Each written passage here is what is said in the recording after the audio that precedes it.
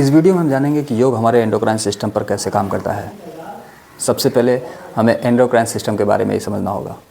सरल भाषा में कहें तो एंडोक्राइन सिस्टम ग्रंथियों और अंगों का एक समूह होता है जो हार्मोन का उत्पादन और स्राव करता है, और यही हार्मोन शरीर के विभिन्न कार्यों को रेगुलेट और कंट्रोल करते हैं। हार्मोन की अधिकता और कमी से तमाम रोग होते हैं। हार्मोन पूरे शरीर की गतिविधि को नियंत्रित और कोऑर्डिनेट करने वाले संदेशवाहकों के रूप में भी कार्य करते हैं। योग करने से शरीर में हार्मोन का स्राव संतुलित होता है, इससे ब्लड सर्कुलेशन बैलेंस होता है और धमनी में फैट जमा नहीं होती। योग से हृदय रोग, हाइपोथायराइडिज्म, हाइपरथायराइडिज्म और प्रोस्टेट से जुड़ी बीमारियों में भी काफ़ी फ़ायदा मिलता है।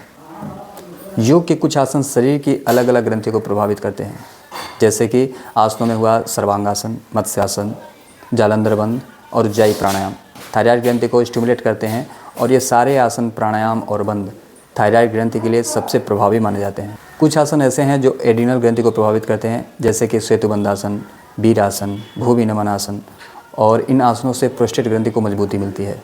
वज्रासन से भी एड्रिनल ग्लैंड और शीर्षासन से पिट्यूटरी ग्रंथि पर असर पड़ता है। जब आप किसी कारणवश में तनाव में रहने लगते हैं तो तनाव की वजह से एड्रेनालाइन का स्राव होता है, और एड्रेनालाइन एक हार्मोन है जो शरीर को खतरे से निपटने के लिए तैयार करता है। इसे एपिनेफ्रिन भी कहा जाता है।